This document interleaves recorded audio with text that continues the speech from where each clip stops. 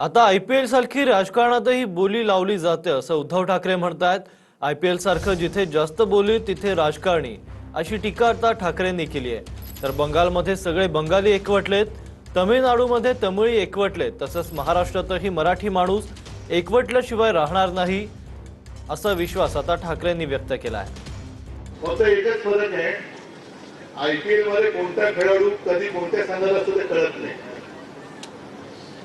आणि मागे मी एकदा बोललो होतो की अनेकदा आपण टीव्हीवरती मॅच बघत असताना आपण म्हणतो रे हा आपला खेळाडू आहे, आता तो त्या संघातून खेळतोय, कारण तिकडे सुद्धा बोली लागते आणि हल्ली राजकारणामध्ये सुद्धा बोली लागायला लागलेली। ज्याची बोली आली तिकडे खेळाडू जातात।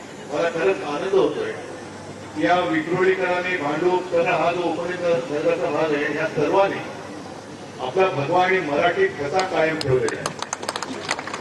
असेच सगळे जसं बंगालमध्ये बंगाली एकवटले, तमिळनाडूमध्ये सगळे तमिळन एकवटले,